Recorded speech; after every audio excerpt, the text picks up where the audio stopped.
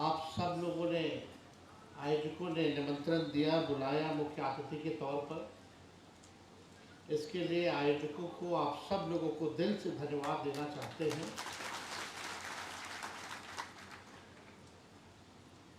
काफ़ी अच्छी पहल और काफ़ी अच्छी शुरुआत जो है हो रहा है। हम लोग उम्मीद करते थे कि भारत का जो चौथा खंभा जो मीडिया है वो कम से कम इन मुद्दों पे चर्चा करे, लेकिन दुर्भाग्य है कि सब हाईजैक हो रखा है। अब जिम्मेवारी हम ही लोग पर है। आप जो पढ़े लिखे लोग हैं, शोषित वर्ग, समाज, back bencher of the society, अंतिम पैदान पे खड़ा जो समाज है,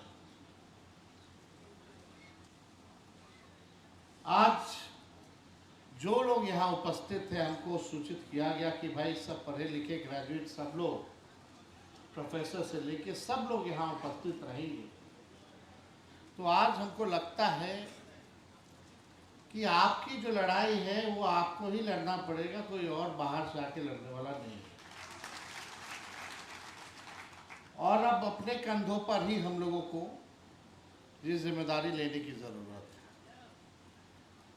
सामाजिक न्याय, संविधान, आरक्षण, जातीय जनगणना जैसे महत्वपूर्ण मुद्दे, और खास तौर पे बिहार राज्य, जिस राज्य के हम और आप लोग हैं, देश का सबसे गरीब राज्य, और इस गरीब राज्य में सबसे गरीब कौन है? आदिवासी, दलित भाई, अति पिछड़े, ये सब लोग जानते थे। लेकिन जब जाति आधारित गणना हुई, जाति जनगणना हम लोगों ने नहीं कराया और ना राज्य सरकार करा सकती क्योंकि संविधान में नहीं है। इसलिए हम लोगों ने जाति आधारित गणना सर्वे कराया। जातीय जनगणना कराने का अधिकार केवल भारत सरकार को है, लेकिन जब हम लोगों ने जाति आधारित गणना भी कराया तो मोदी जी के, भारत सरकार के जो सबसे बड़े वकील सॉलिटेयर जज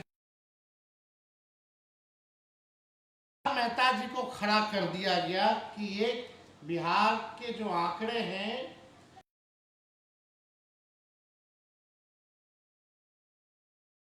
वो फेल हो जाए। आप बताइए,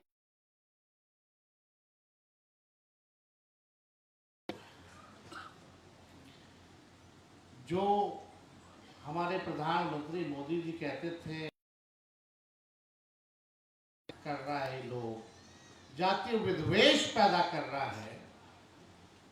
आज उन्होंने कैबिनेट में मीटिंग में निर्णय लिया कुछ दिन पहले कि भारत सरकार जातीय जनगणना कराएगी।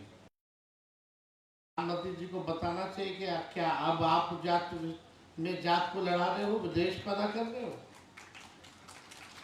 इससे नुकसान किसी को नहीं बल्कि फायदा। साइंटिफिक डेटा होना तो सबसे ज्यादा महत्वपूर्ण है। रियलिटी पता चलता है, सच्चाई पता चलती है। अगर नाला साफ करने वाला है तो कौन जाति का है, ठेला धोने वाला है तो कौन जाति का है, भूमिहीन है तो कौन जाति का है, एक कमरे में परिवार अगर रहता है तो वो कौन जाति के लोग हैं, ये तो पता चलना चाहिए। जब तक आपको ये जानकारी नहीं होगी, सरकार कितनों अरबों खरबों का बजट बनाता चला जाए, अनाउंस करता रहे, लेकिन उस बजट को और योजनाओं को हम उन लोगों तक नहीं पहुंचाएंगे जिसको समाज में सबसे अधिक जरूरत है, तो ये हमारा बजट का क्या मतलब है? तो देखिए, सब वक्ताओं ने अपनी बात को यहां रखा है। और हमको नहीं लगता कि कोई भी बात जो है छूटा होगा। लेकिन सब लोगों के बीच आने का, अपनी बात को रखने का, सब लोग इतिहास जानते हैं। समाज में कई लोगों का शोषण हुआ होगा, पीड़ित होंगे यहां पर लोग, लेकिन राष्ट्रीय जनता दल ऐसी एक पार्टी है और एकमात्र कि कभी भी अपने विचारधारा से समझौता नहीं किया। चाहे सामाजिक न्याय की बात हो, धर्मनिरपेक्षता की बात हो, संविधान की लड़ाई हो, भाईचारा के बचाने की बात हो, आरक्षण को बढ़ाने की बात हो, जाति जनगणना कराने की बात हो, या कोई उल्टा सीधा बिल इन लोग ले आता है केंद्र।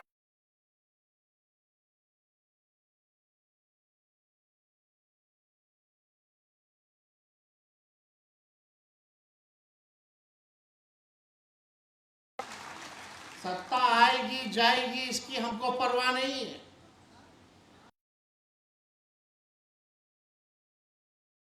ये तो आता जाता रहता है, लोग कुर्सी पे बदलते रहते हैं। बिहार में तो सबसे ज्यादा लोग बदलता है। 2 बार हम भी उप मुख्यमंत्री बने, 17 महीने की सरकार है, लेकिन हमको गर्व है कि हमने वो काम करके दिखाया जो देश के किसी सरकार ने नहीं किया। मात्र 17 महीने में हम लोगों ने जाति आधारित गणना कराया, आरक्षण की सीमा 65%, पिछड़े अति पिछड़े, दलित, आदिवासी भाइयों का हम लोगों ने बढ़ाया। 5 लाख नौकरी भी अगर देने की बात आई तो हम लोगों ने एक साथ 5 लाख लोगों को भी नौकरी हम लोगों ने दिया। 3 लाख नौकरी प्रक्रियाधीन कराया, और जो प्रक्रियाधीन नौकरियां जो निकल रही हैं, तो आप जरा सरकार से जरा आप लोग पूछिए कि सबसे ज्यादा नौकरियों में नुकसान किनको हो रहा है।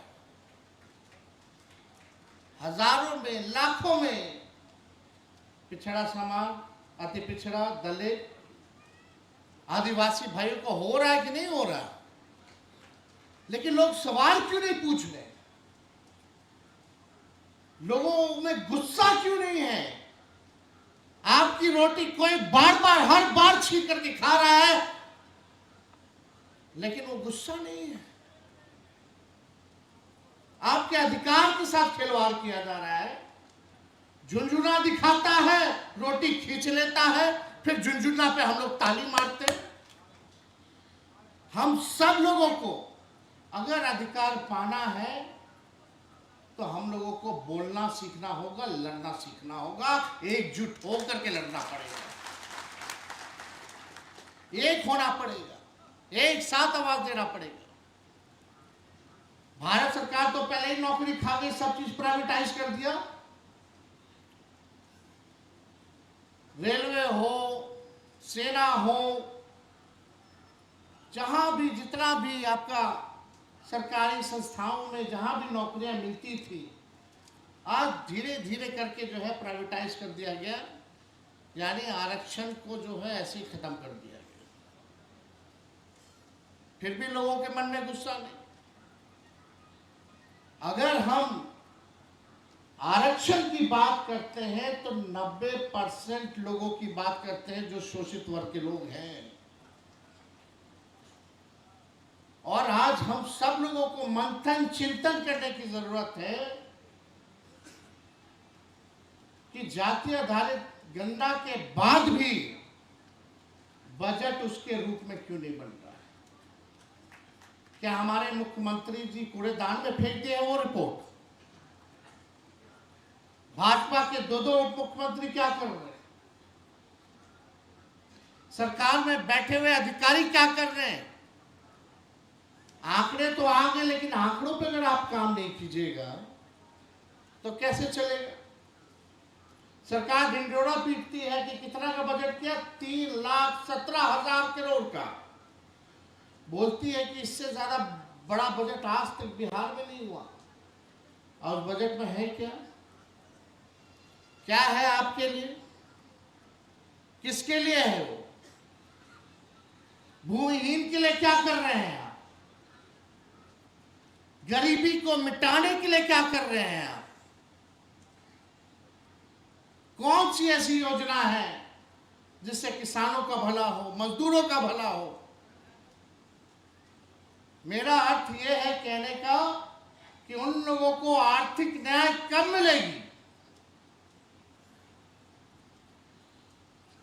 ये सवाल सबसे बड़ा जो है खड़ा होता है। और हम सब लोगों को इस पे बात करनी चाहिए, सवाल करना चाहिए। और जब तक गुस्सा नहीं आएगा तब तक हम लोग जो है कुछ करते नहीं। इसलिए हम सब लोगों को इस बात को उठाना पड़ेगा। आंकड़े देख रहे थे, आंकड़े अगर आप देखें जाति आधारित गणना के, अब पता नहीं कितना लोग पढ़ा होगा, जाना होगा, नहीं पता। हम लोग भी कई बार जो है असेंबली में इस बात को बोला है, लेकिन केवल इस कान से सुन के इस कान से निकाल दीजिएगा। आगे अपने समाजों में अगर आप लोग इस बात को नहीं फैलाइएगा तब तक आप लोगों को न्याय मिलने वाला नहीं। अब अनुसूचित जातियों की आबादी 20.3% है, 21.3%। दलितों की सरकारी और पेशेवर क्षेत्रों में भागीदारी केवल 1.13%। एससी समाज के डॉक्टर कितने हैं? कुल भागीदारी कितनी है? 0.015%। इंजीनियर्स कितने हैं? 0.1%, यानी 1% भी नहीं है। आप कल्पना कीजिए, बिहार की 14% आबादी झोपड़ियों में, खपरेल में लोग जो है ये रहते हैं। अत्यंत पिछड़े वर्ग की कुल आबादी सरकारी नौकरी में केवल 0.98, 1% भी नहीं है। आज देखिए, आज भी बिहार में कॉलेजों में शिक्षा प्राप्त करने वाले लोगों की जनसंख्या जो है सिर्फ 6.5%, जबकि पिछड़े वर्ग में सिर्फ 7.1%, अति पिछड़ा वर्ग में 4.4%, एससी में 3.1% और अग्रणी जातियों में कॉलेज शिक्षा में 14.5% है, जो कि उन्हें अन्य समूहों से बेहतर सामाजिक आर्थिक सुरक्षा प्रदान करता है। निजी क्षेत्र में आप देखिएगा, नौकरी में सामान्य वर्ग के लोगों का 3.5% है, जबकि अनुसूचित जाति का 0.5%। 82 लाख परिवार, अगर एक परिवार में 5 लोगों मानते हैं, अर्थात 13 करोड़ की जनसंख्या में हमारे राज्य में 4 करोड़ 10 लाख बिहारी आज भी बिना घर के हैं। 4 करोड़ से भी अधिक आज भी बिना घर के, और 2 करोड़ 57 लाख अनुसूचित जाति तथा 22 लाख अनुसूचित जनजाति की जनसंख्या है, जिसमें 21 लाख परिवार अर्थात 1 करोड़ 5 लाख दलित आदिवासी आज भी बिना आवास के रहने पर मजबूर है। ये आंकड़े बताते हैं। तो जो हम लोगों ने जाति जनगणना कराया, हम इतिहास हम ज़्यादा नहीं बोलेंगे। पहली बार एच.डी. देवगौड़ा जी की सरकार में जब जनता दल था, वो प्रधानमंत्री थे, लालू जी राष्ट्र अध्यक्ष थे, तब उस कैबिनेट ने निर्णय लिया था 2001 के हिसाब से कि भाई 2001 में जाति जनगणना भी जो है कराई जाएगी। तो ये जाति जनगणना जो है अटल जी की सरकार आई, नहीं हुआ, सब लोगों ने बताया होगा पहले।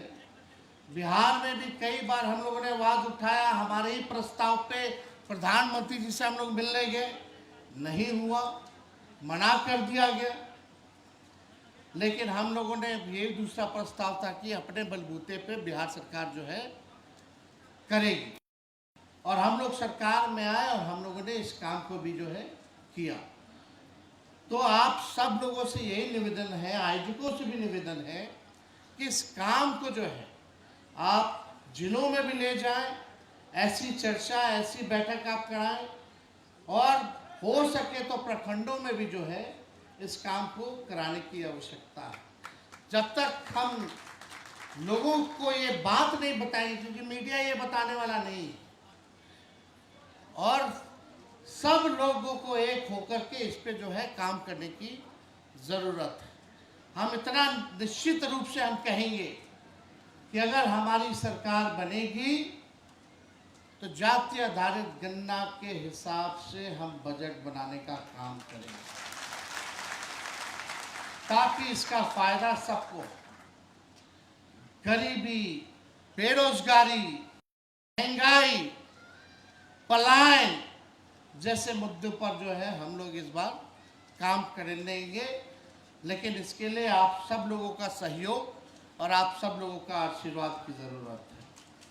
तो हम ज़्यादा समय ना लेते हुए, हमको एक नहीं आना था, लेकिन मेरा कलकत्ता से प्लेन 1 घंटे डिले हो गया, इस वजह से हम पहुंच नहीं पाए, और आप लोग काफ़ी देर से यहाँ इंतज़ार कर रहे हैं।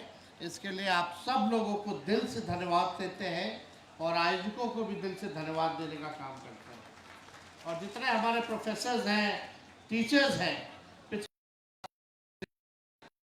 आदिवासी समाज के, अल्पसंख्यक समाज के, उनको भी बधाई देते हैं, शुक्रिया करते हैं। बहुत बहुत धन्यवाद। जय हिंद, जय संविधान। आपका भी सर बहुत बहुत आभार, बहुत बहुत धन्यवाद।